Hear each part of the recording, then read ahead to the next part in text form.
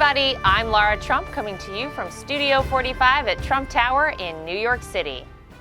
The humanitarian catastrophe on our southern border is now at a breaking point, with the crisis worsening by the day.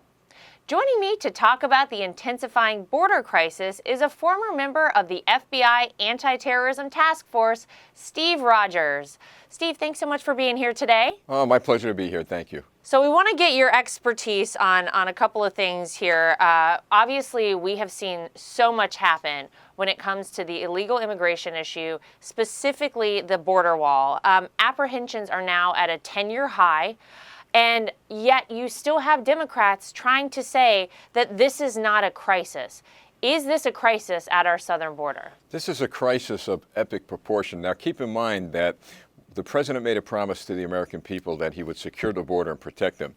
And since he made that promise, Laura, he kept that promise. He certainly has. And he started, and people may forget this, especially the Democrats, he started by going to the border. He talked to the border patrol officers. He talked to the supervisors down there. He talked to the residents down there. Yep. And he began to take proactive measures in order to prevent what we see now, and it is indeed a crisis of epic proportion. It is, and actually Border Patrol says that they are at a breaking point. How, Steve, are they even managing what is happening down there? I mean, you hear about 4,000 apprehensions a day at some points. How are they how are they able to even do this? Well, it's very difficult. They're doing the best they could. Yeah. Keep in mind that the courts actually overruled the president's if you may, catch and release program. Yeah. And as a result, the individuals who are crossing the border illegal are now being transported by bus to our cities, which is depleting a lot of the manpower and the money that's being spent by cities to protect their own citizens. So it's unmanageable now. If they would have listened to the president and understood that he was actively engaged in proactive methodologies, we wouldn't have the problem we're facing now. And this is a man who his entire life liked to go to the source, whether it was Donald Trump as a builder and businessman walking around properties. He wants to talk to everybody on the ground and see what they need. That's exactly, to your point, what he did here. They told the president what they needed, and yet Congress has failed us as a country because they have not done anything on this problem, although the president has pushed for it many, many times. So, Steve, the Border Patrol says that they're at a breaking point. They need more help down there. It's been very clear that things aren't working. I think the good news is that the president has gotten some of the wall built. It's already happening, and actually recently he went down and toured part of the wall. Let's take a look. Thank you all for being here. It's a great stretch of wall. See where it's going? And this is going all the way up. And much of it is like this. We have different walls. We have some that is holding back water, so obviously this doesn't do that trick. But we have a lot of big concrete divisions that hold back various parcels of water. We have a lot of water going up. But this is, I would say, the majority would be in this style. And some of it's 30 feet, some of it's 15 feet, some of it's 12 feet, depending on the area. Much of it's reinforced heavily and very, very hard to climb. All right, Steve, so the Defense Department actually just announced new border wall contracts. I mean, isn't this proof that the president is delivering on his promise? Oh, no question about it. And keep in mind that the president, he's an amazing fellow because he finds a way to get the job done.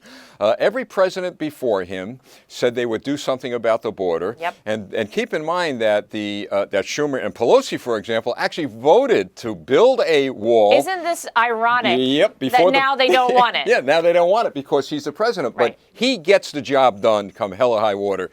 This is why the Democrats are in trouble, and the popularity of this president is soaring. In fact, it's soaring higher than the walls that he's going to build. That's how happy the people are. Well, we certainly hope so. And listen, the Democrats are in trouble with this. I think at this point we see that there are more caravans forming. They're becoming larger by the day.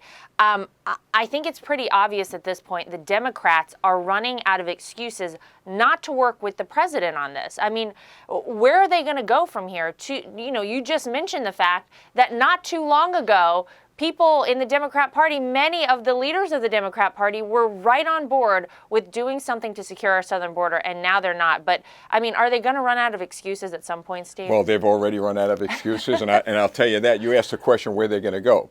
Well, they're going to go into the ash bin of history, because even Democrat conservatives are now scratching their heads. And believe me, I've talked to them, and they're saying, you know what, there's something wrong with the Democrat Party, and there's something very right as to what President Trump has been doing since the day he got elected. People are intelligent. They get it, and they know they've been lied to and lied to and lied to by the Democrat Socialist Party, and that this president never lied to them. He kept his word, and he's continuing to keep his word. So, Steve, we see that all across this country, people are waking up to the fact that this president has kept his promises, that the media has been lying to them, that the Democrats have been lying to them. And actually, there was a recent poll that has the president's approval rating at 53%.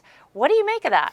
Laura, it doesn't surprise me. In fact, that poll regarding the president's popularity is going to increase as we continue to move forward to 2020. And the reason why that's happening is we have an intelligent electorate out there. They know who's lying. They know who's creating false narratives. They know who's broadcasting fake news. And that's your mainstream media and the Democrat Socialist Party. But more importantly, they know who to trust.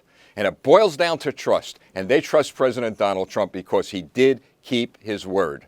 Got that right. Well, we will have to wait and see for sure, but I totally agree with you. The number of people every day, even in New York, that come up to me with very positive things to say about our president, and people from all different backgrounds, from all different religions.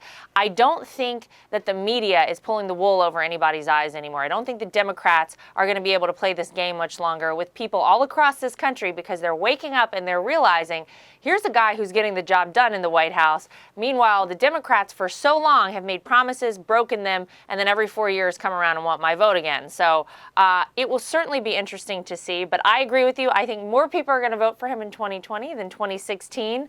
And that's landslide. It's going to be a landslide. Believe me. We hope so. It's going to be a landslide. We hope so. Well, Steve, thank you for all you do to support this president. And we appreciate you being here today. My pleasure. Thank you. As the crisis worsens and hundreds of thousands of illegal immigrants flood across our border, President Trump will fight tougher and harder for a solution for the American people. That's the real news for today. I'm Lara Trump from Studio 45 at Trump Tower in New York City. Thanks for joining us, everybody.